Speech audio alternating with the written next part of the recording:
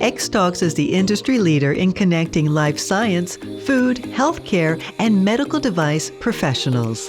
The Xtalks Life Science Podcast features insightful conversations with industry experts about all things pharma, biotech, and more.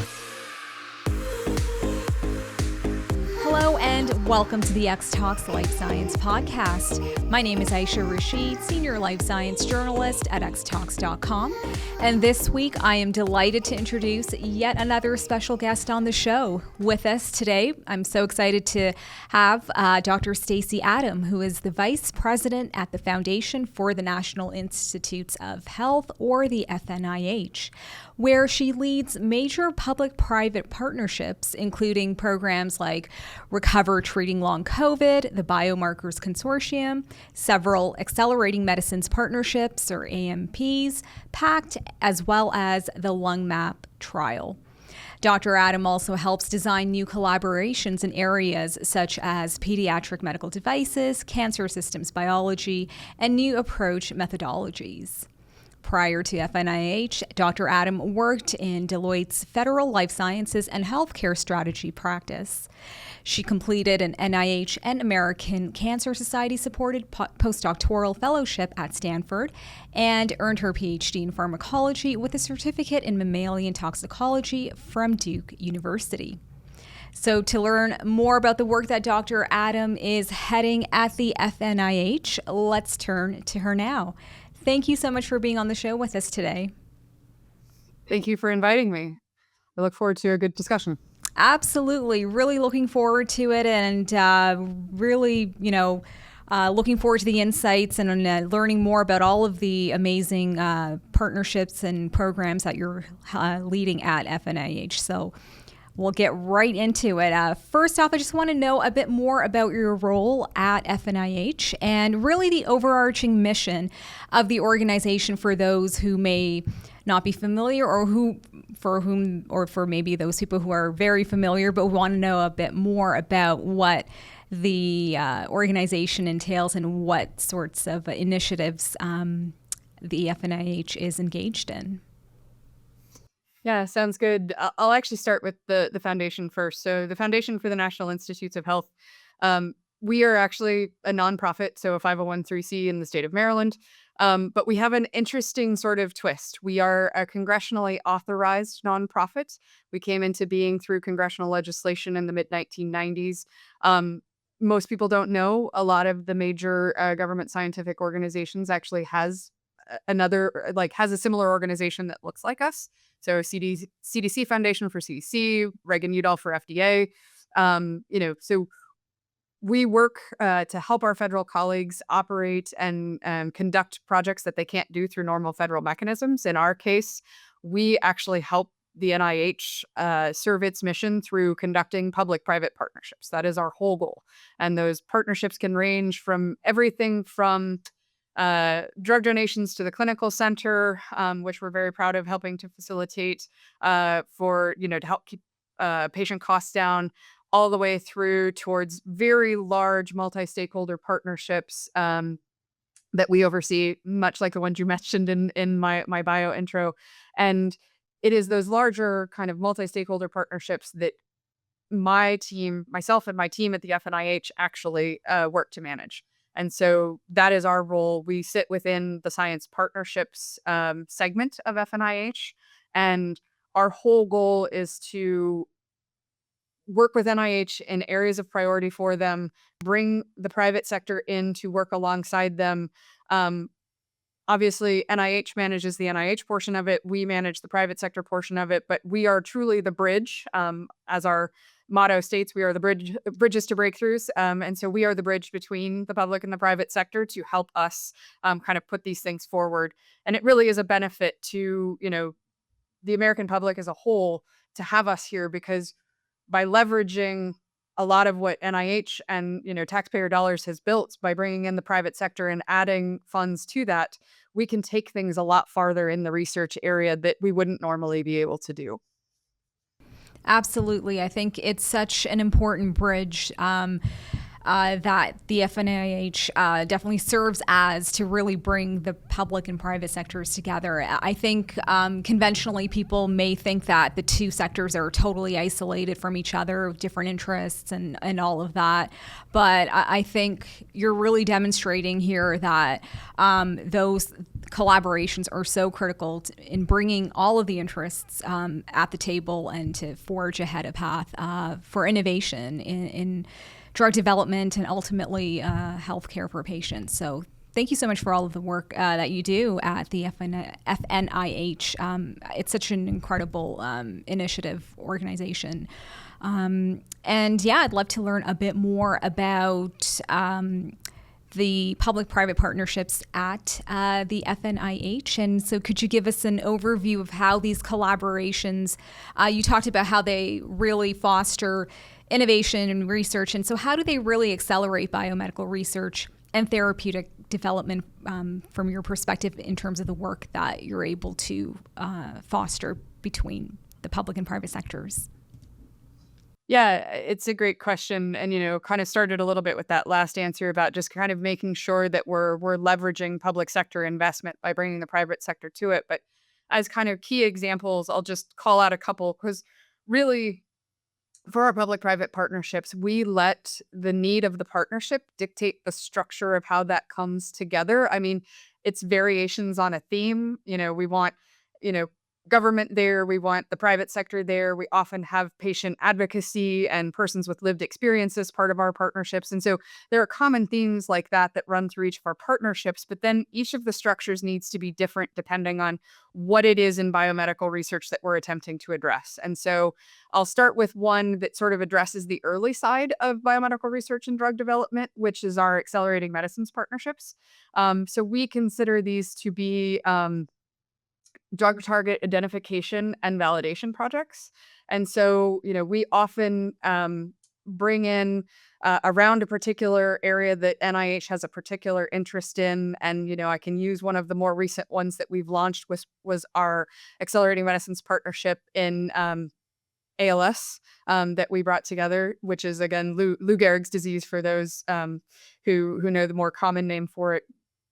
And, NIH said, we are going to do a strong investment in this, X number of million of dollars. We would like to bring the private sector in to work with us. Neurodegenerative diseases can be particularly hard to find new drug targets in. We've been working in Alzheimer's disease and Parkinson's for years, so we were familiar and accustomed to that. And so we worked to fundraise, with a number of organizations in the private sector. And so we now have NIH funding within the ALS space, private sector funding.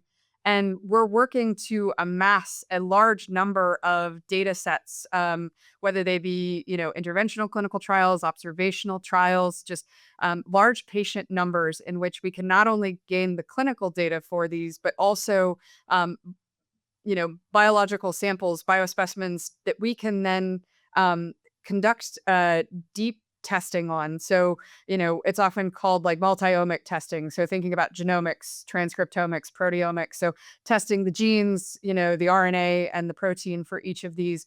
And we bank all of that data for each patient specimen that comes into the program. And so, while ALS is still growing, I can say for like our accelerating medicines and Parkinson's disease, we have over 14,000 patients represented in that database. And this is a data set that is available publicly to academic researchers, to companies, to work to actually find the targets that are necessary. And no one company or no one academic institution would ever be able to do this on their own because it would just cost too much. And they wouldn't be able to get access to 14,000 patient samples around a particular disease. And so that can help find the targets. And then oftentimes, if we take another example, we can look towards the other end of the spectrum where, things are in clinical development. We have known targets. We need more information, or we need to accelerate those clinical studies being done. We have another umbrella partnership that's been operating for 20 years, right? So 2 decades. We're getting ready to celebrate the 20th anniversary of our Biomarker Consortium. We've had over 40 projects in that particular umbrella. They are all hypothesis-driven research projects to help us take biomarkers down the regulatory approval pathway. And we work very closely, not just with NIH, but with our colleagues at the Food and Drug Administration at FDA in their biomarker qualification program to take these through. And the benefit of this is if we can get a biomarker qualified, so truly qualified with the FDA, that biomarker can then be used in clinical trials as either a diagnostic to tell if somebody's got something or a monitoring marker, or in some cases, a surrogate endpoint. And so a surrogate endpoint is an endpoint that can be used other than what the normal endpoint would be in, let's just call cancer, for example.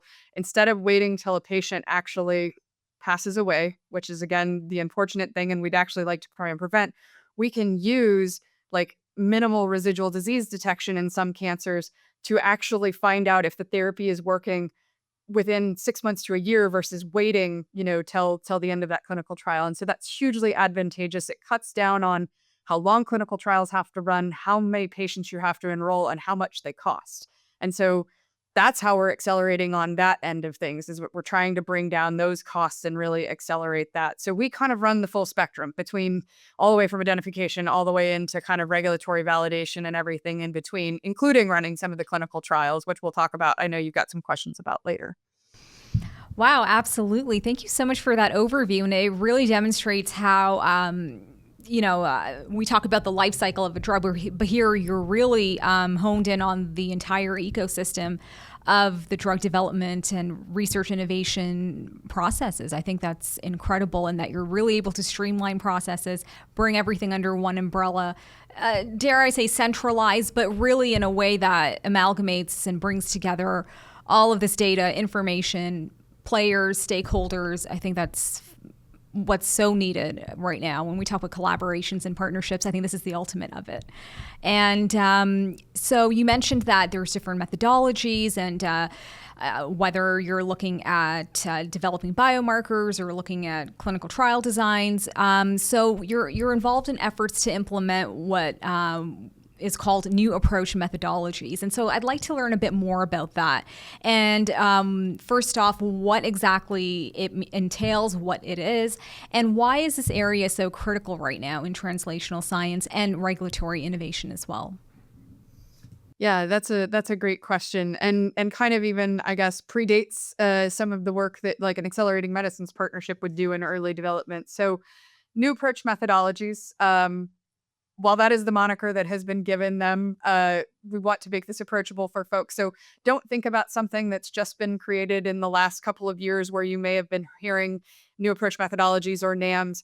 These are technologies and tools that have actually been over kind of the last decade plus being developed by, kind of the drug development ecosystem to work on replicating human biological processes that are needed to determine whether a drug is safe, whether it's efficacious, and to do this to replace existing preclinical models. So if you are in the drug development space, a lot of the preclinical models that we talk about is once you've kind of gone through the basic 2D cell culture, you're actually usually then advancing into animal model testing.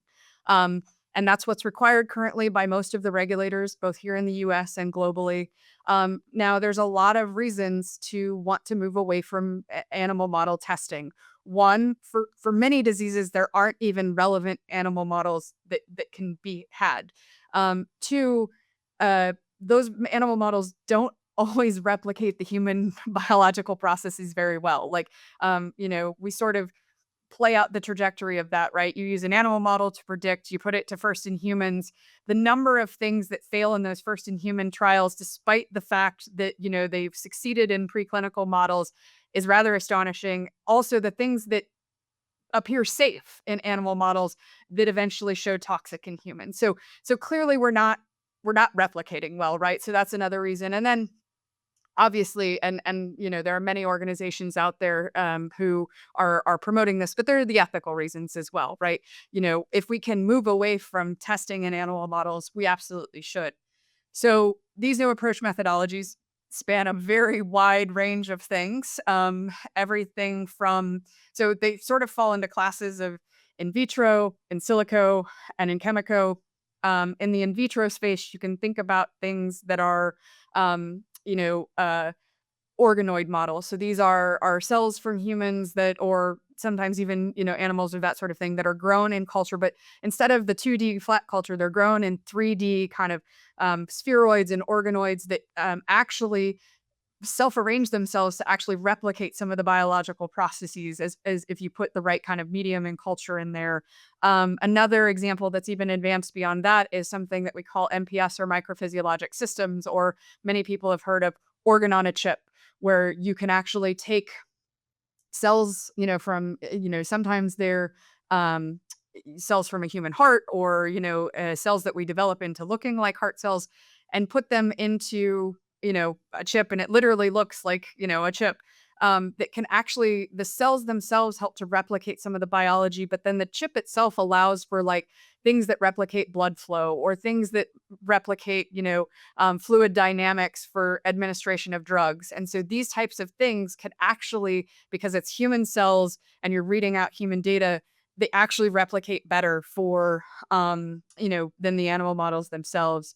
And then in silico, it's everybody's favorite topic of the day. Artificial intelligence always comes up here.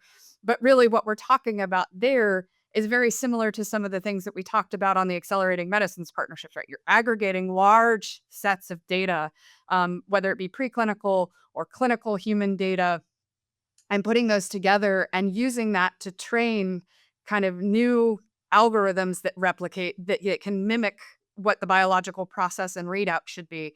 And so, for those projects, we'll be putting together large data sets. We'll be working with AI and, model development companies to put those together. And so, like I said, this is a wide range, and really why it's so important right now, obviously the replacement of animal models is huge, but the other thing is in replacing animal models, once again, we'll go back to like the tenets of the Biomarker Consortium.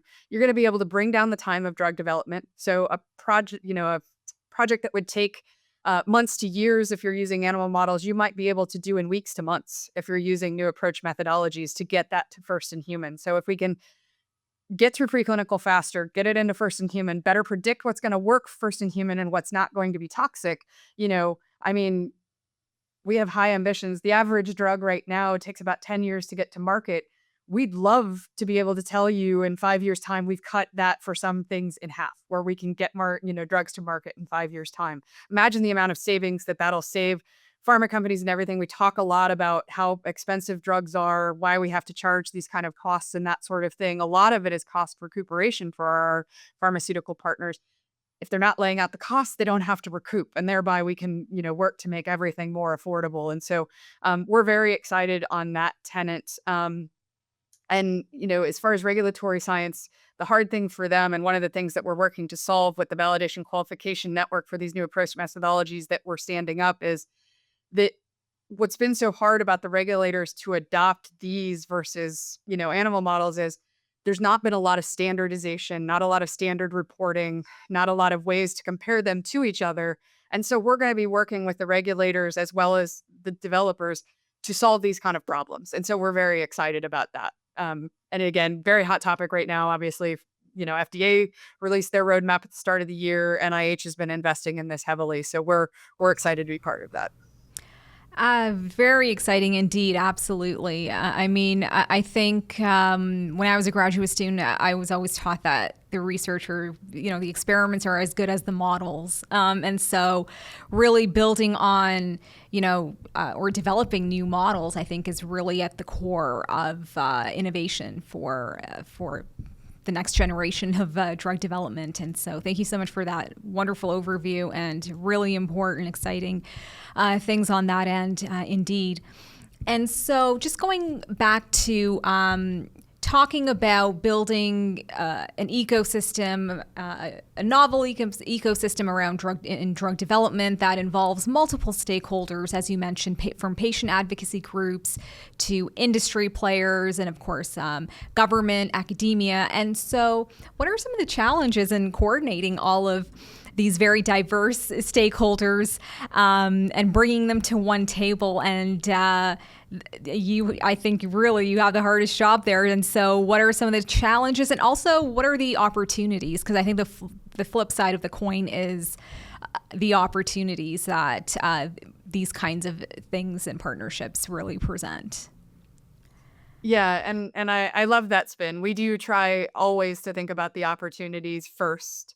And the opportunities are everybody gets to move the science farther and faster. By all being in, you can make the analogy of a boat. By all being in the same boat, rowing in the same direction, versus trying to go multiple ways, things just move faster. And you get for both our government and our private sector, you get cost sharing, you get risk sharing, you get that sort of thing. Now, what challenges does that bring when you try and capitalize on those opportunities? One, you sort of articulated a little bit just as you were laying out the groups. These are diverse stakeholders with very different motivations for being at the table. And so one of the big things that we have to do to make sure that we're working towards those opportunities is find the commonalities, find where these groups can agree. And so they're not going to agree on everything. Honestly, when I took this job, my first boss told me, "You will know you have done your job appropriately if everybody gets up from the table slightly disgruntled with you, but they're willing to come back and talk to you tomorrow." And so nobody's ever going to get everything that they want. But if we can find the commonalities, and there's enough commonalities that people find value to invest, so get a return on their investment, whether that's time, whether that's money. We usually have very good luck with our partnerships being very successful because that is how you sort of get people to align. Other challenges that come is that, things don't always operate exactly as you want. Science never really operates, you understand this. Science never operates on the timeline you necessarily want it to. And so, also managing the expectations of all the stakeholders and making sure that, despite, we set out these goals and we are very regimented in our project plans, we have milestones, we advance towards them, but really working maintaining open and transparent communication. Really, I always tell the folks that I work with, there is no possibility of over communicating in these cases. Be very transparent about it. Make sure that you're setting expectations, because it is when after you've launched something, after you've come to consensus as you've found the commonalities, it's generally misaligned expectations of what's going to happen down the road that then causes those challenges. And so, we really work hard to make sure that we're level setting expectations. We're making sure that everybody understands what's happening. And I think that a lot of that is just that. So consensus, finding a good return on investment for everybody, and making sure you're transparent and level setting expectations down the road. I mean, those are kind of the 4 key tenets. There's lots of nuances depending on what else you're doing and what you're trying to do. But I think that's kind of, if you can hone in on those, you can generally be pretty successful about bringing these cross-sector groups together. And when we talk about success, the FNIH has, of course, had successes with the Accelerating Medicines partnerships and also the Lung Map trial, for example. And so by bringing together the public and private sectors, what makes these partnerships successful? I guess just going back to the basics of it, and what have the learnings been from those partnerships in terms of what success looks like and what it takes to get to that success? Yeah, I think, again, I'd be pretty safe in saying that anybody who's ever participated in one of our partnerships, regardless of the structure, it takes a village. To do this, it takes, a lot of patience and understanding. Because we talked a little bit about Accelerating Medicines partnership at the start, I'll actually start with Lung Map just because that's a different model, just to kind of give folks perspective. So that's a master protocol in cancer are for stage 4 non-small cell lung cancer that is metastatic and has been treated in the front line. So this means that these patients, for this particular population in non-small cell lung cancer, they have exhausted their only option that is approved for treatment. And so we have literally been operating this master protocol for over a decade. We've been working with the regulators. We worked with the regulators in the start of the design. We worked with companies to understand that they would be willing to come and participate. And in this, we have had the advantage of being able to kind of adapt with the times, change the protocol as needed for how the treatment landscape is advancing. But we have successfully partnered with 16 companies, tested over 19 drugs or combination of drugs. We actually, oftentimes in this environment, everybody wants the successful trial, right? You want to see the benefit for patients. But one of the benefits we actually provide in this particular setting is we are able to test drugs against very small populations within the non-small cell lung cancer population. And we are able to do it faster than any company could do on its own. So again, once again, cost sharing, risk sharing, advancing quicker.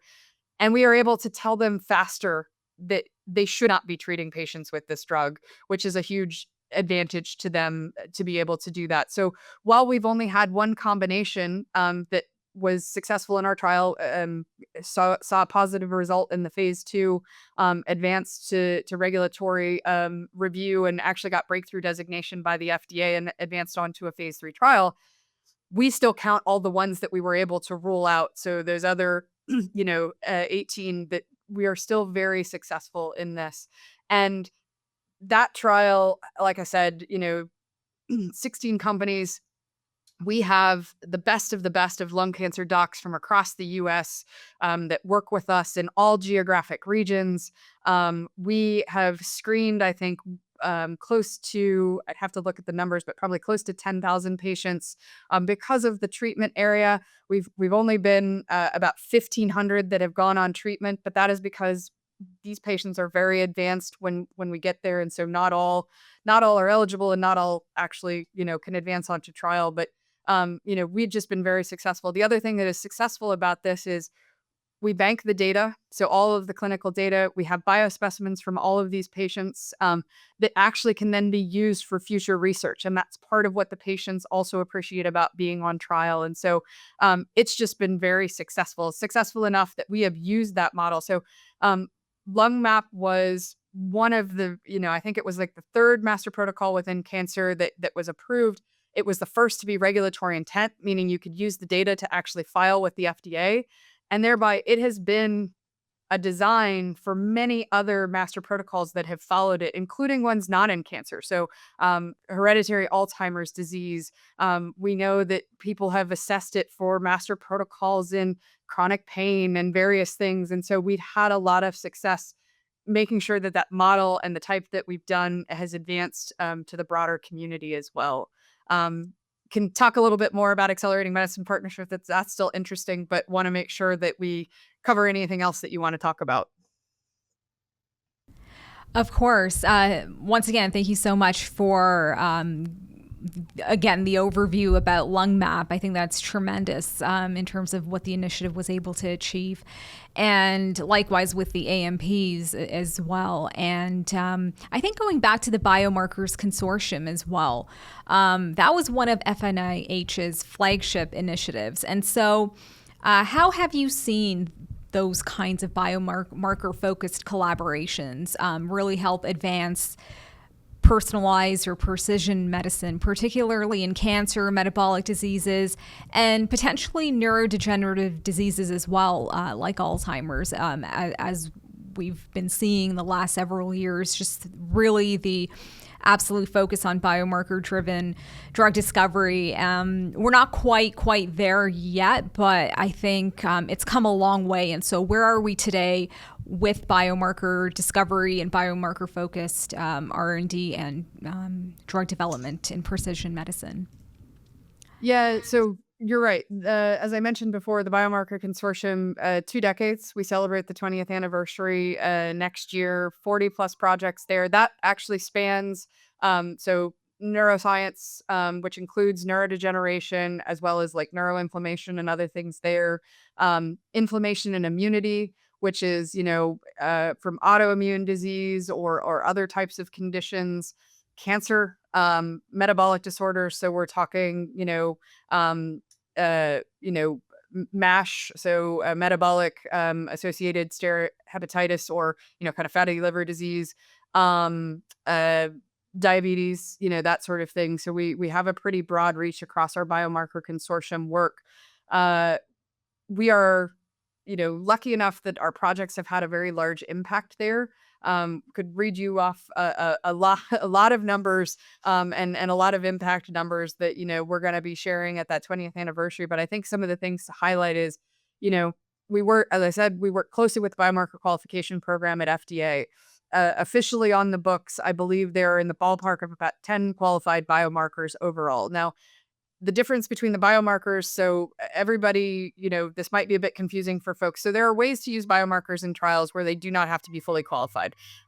Companies do this all the time. They have companion diagnostic markers that run alongside, to select patients or that sort of thing. And that's very good because you can use them with a single drug for a single purpose.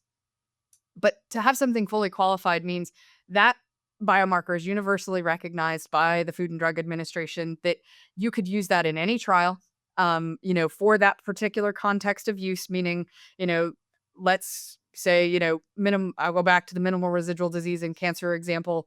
We have worked in cancer on a number of minimal residual disease projects, one in acute lymphoblastic leukemia, another in multiple myeloma. We currently have one operating in acute myeloid leukemia.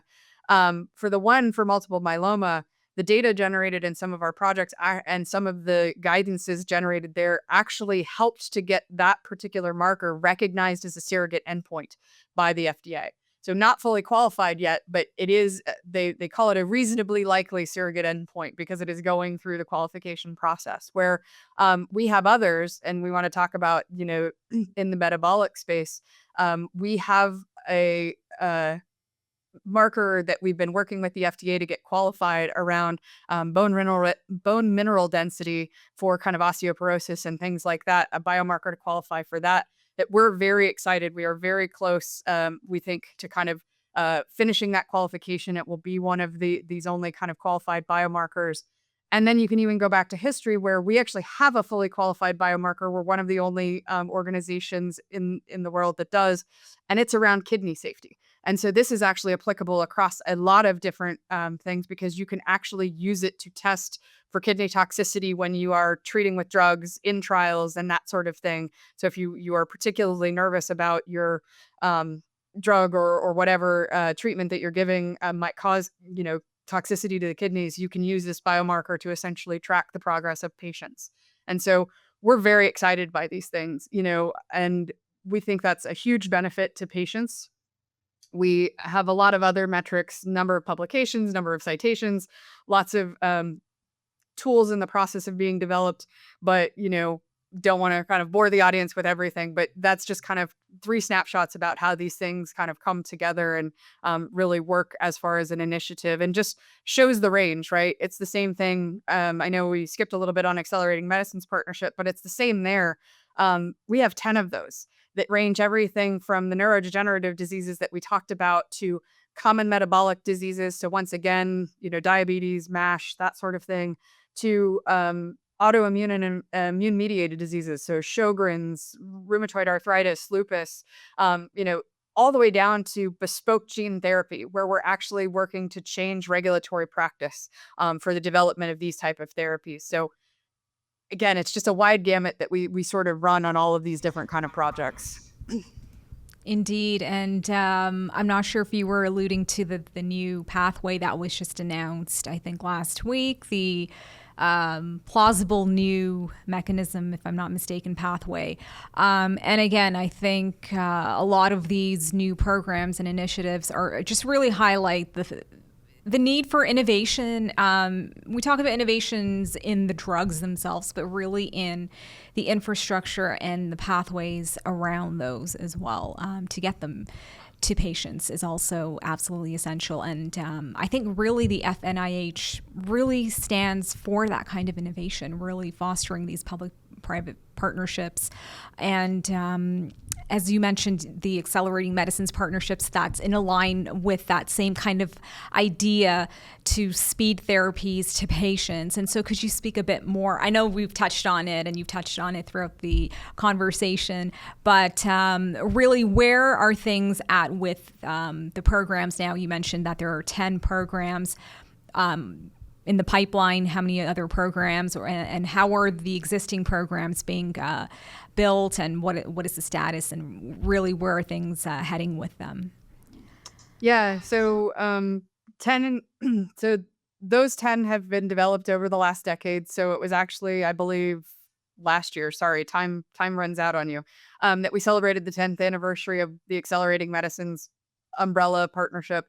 Initially, there were 3. And so that was rheumatoid arthritis, lupus, type 2 diabetes, and then our Alzheimer's disease project. And so from there, we sort of just kept, adding on new programs. The next to launch was Parkinson's, the Accelerating Medicines of Parkinson's disease.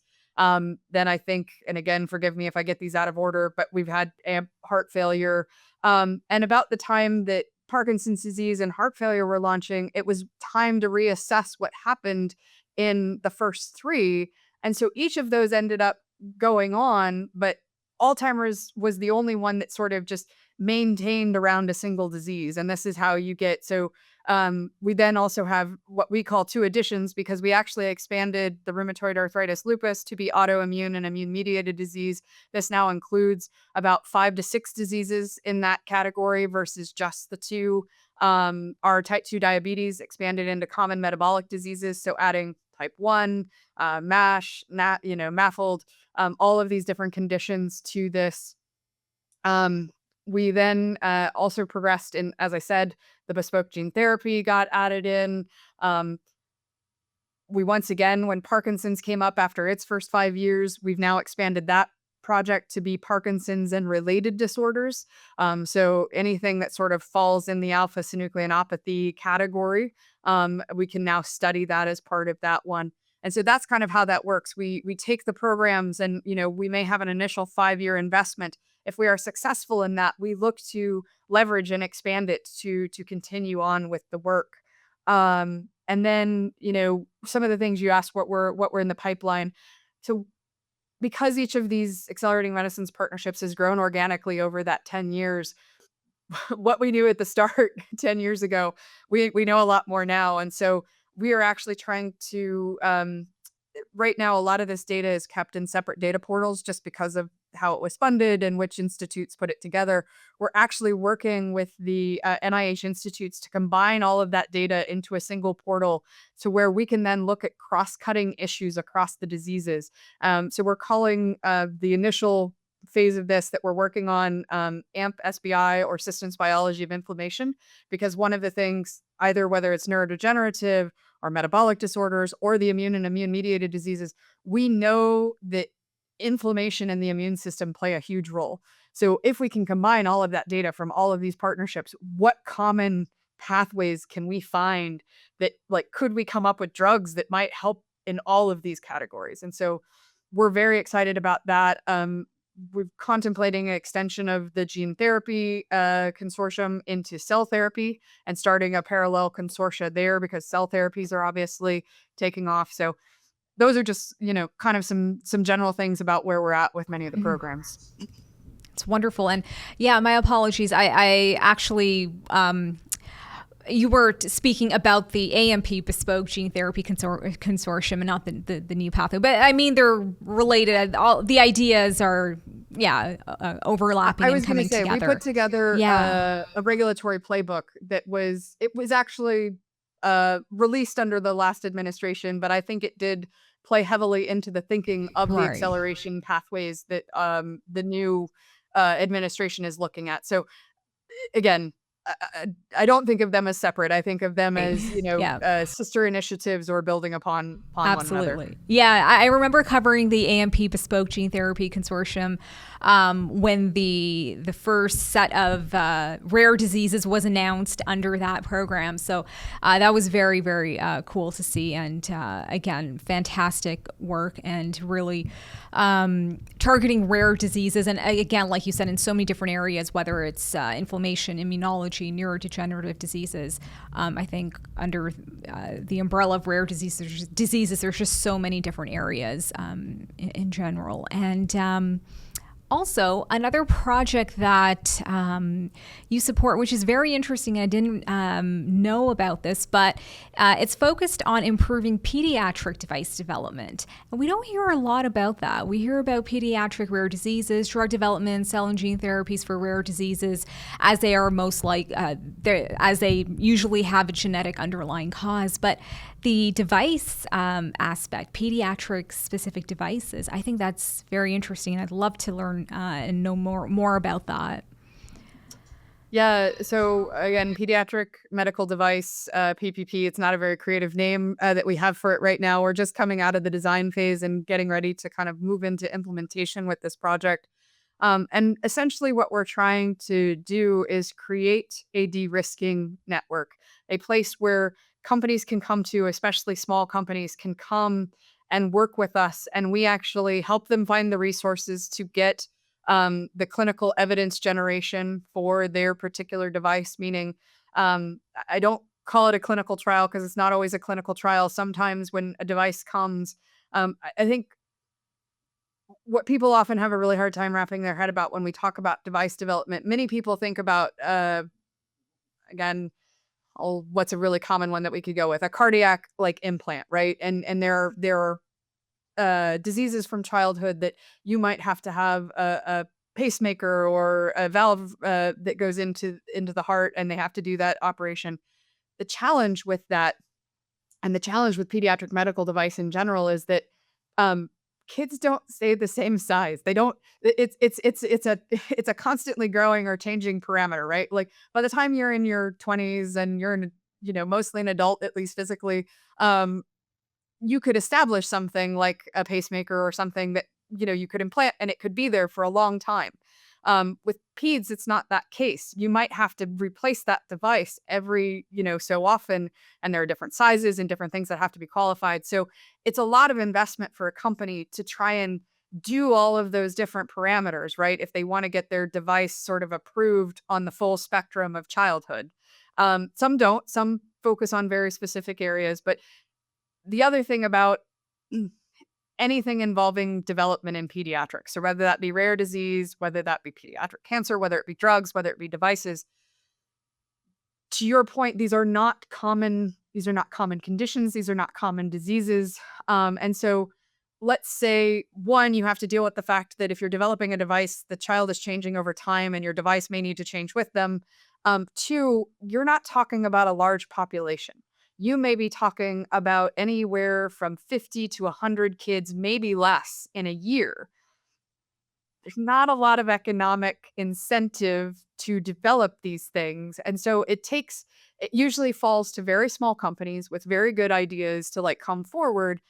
But then, they don't always have the resources to fully navigate clinical evidence generation, whether that be true clinical trials or whether it is, sometimes how we get to pediatric devices is we extrapolate data when the adult devices are implanted in kind of young adults, and then we work backwards. And so collecting that data that may already being generated as part of your clinical evidence generation, but you have to collect it to a certain standard. You have to then file it with the regulators. And so it's everything from getting that data to navigating the regulatory process, to then navigating the reimbursement process. Because this is where something, and we haven't even talked about this, is, it's the same for drugs, but for devices especially, you have to prove that they work clinically and they're safe. And then you have to get the regulatory approval around that. But then you have to find a way to pay for them, which is where our colleagues at the Centers for Medicare and Medicaid come in, or, private insurance companies, because most of the time, that's where the company is actually going to find its economic stability, is they've got to get to that point of reimbursement. And so what the Pediatric Medical Device Consortium is meant to do is to help small companies navigate that do the evidence generation and regulatory kind of navigation and reimbursement navigation and just de-risk the whole process. So we can actually get more people coming to market, more people that have economically viable devices, because just so many fail in the early stages because they just can't get all the way through. So it's definitely a very unique partnership for us. It's not something that we've ever tried before, but that's sort of the fun about my job, is that like I'm given a problem and they're like, design something that can, potentially solve portions or all of this Right. problem. Wow, that is so insightful, like truly. Considerations around kids growing out of a medical device. That's something that we don't hear a lot of conversation about, but and so it's such important work and such important considerations that are being brought to the table through this consortium. And is there a precedent for it in the adult setting? Is there a medical device consortium in adults specific to certain? Okay, so yeah, There is, and there's even work in the pediatric space. Not to claim that this is any, great novel idea for us. We're just trying to help facilitate a more robust segment, because FDA actually has something, the Pediatric Medical Device Consortia, or the PDCs, and it's a group of about, I think, 5 to 7 hospitals that focus on very specific types of device development. And FDA, so they cover, remember how we said like clinical evidence generation, regulatory reimbursement. They do a lot with, the actual clinical trial evidence generation and then the regulatory navigation, which is why FDA supports this. What we're trying to do is not take the place of that, but we're literally trying to enhance what they're doing, expand what they're doing, bring in more clinical trial sites, more ways of generating evidence, and then also kind of really getting some focus on that latter part about reimbursement as well. And I think lastly, I'd just like to ask, is this the future and the way forward? Public-private partnerships, and potentially even a growing role for other stakeholders, whether it's the patient advocacy groups, academia. And so how do you see these kinds of partnerships evolving, and the role of FNIH partnerships and the consortia and the AMPs and all of the other programs going forward into the future? How do you see them evolving, and do you think there's going to be a growing role for them, and maybe even other institutes and other organizations adopting the kind of model that you have at the FNIH? So I'm biased. I'm just going to state that up front. I think the answer to whether this is the answer for the way forward is yes. But again, keep in mind that gives me job security in this job. So again, have to state the bias up front. But in all actuality, no, I sincerely believe this. I recently worked on a report with the National Academies, a panel there of very brilliant individuals, and the report was all around how do we address the misalignment between investment in innovation and unmet need and disease challenges. And one of the things that we articulated in that report as a finding is, for these areas that are these unmet needs, oftentimes the reason that they're unmet needs is they're hard. They're hard, and no one company or no one institution is going to do it on their own. And thereby, the only way to sort of bring investment and to bring innovation to them is to do it as a partnership. And so I think, while I don't think partnerships are going to take over every aspect of drug development, in certain cancer areas or cardiac, cardiovascular areas, companies are going to continue to probably do what they're doing. They find the economic incentive, they find the return on investment. But for the really hard areas, those areas of unmet need, pediatrics, rare disease, and honestly, eventually we may get to the point that every disease is a rare disease once we're able to fully classify genomic and all of the different multi-omic parameters of a human. But for now, those areas that don't get investment because they're just too hard or there isn't economic incentive to do it alone, I think it is absolutely the path forward to get there. I do think other organizations are taking up this model. We definitely aren't the only ones in the world doing public-private partnerships.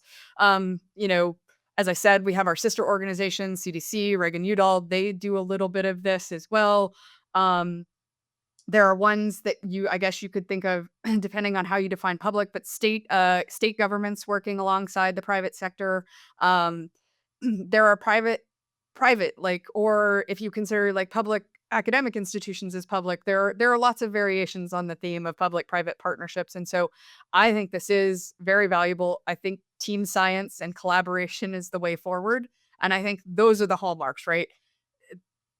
Almost regardless of who you choose to put in the partnership collaboration that's what is important. And I did want to note, you mentioned academia. I didn't talk a lot about our interaction with academics, but they are a huge part of all of our partnerships in multiple flavors and varieties. Either they help us execute, they are labs and things of that nature. They come to us with samples or data. So we could not do this without academic institutions. So I just didn't want them to feel ignored amongst all the stakeholders that we talked about. Not at all. I think just having so many stakeholders at the table on your plate, I think it's just a ginormous task and an important task to really build this ecosystem. And Dr. Adam, I just would really like to thank you for your time with us today and sharing all of those insights and all of the important work that you're leading at the FNIH and fostering these very important public-private partnerships. And thank you so much for the work that you do and that you're helming in this space. Well, thank you for the opportunity to discuss it. We always like to get the word out. Sometimes we feel we might be the best kept secret in Washington. So it's always nice to be able to come and talk about what we do. Absolutely. And we've covered a lot of, again, the partnerships and the program consortia coming out here at Xtalks. So whenever I see anything from the FNIH coming out, I'm really excited to delve into it and to learn more about it and to have people from the FNIH on our podcast. So for hearing it firsthand. So it's awesome. And once again, thank you so much for the incredible, important work that you do. And it was a delight talking to you and wonderful conversation. Thank you very much. Thank you for your time. Thank you.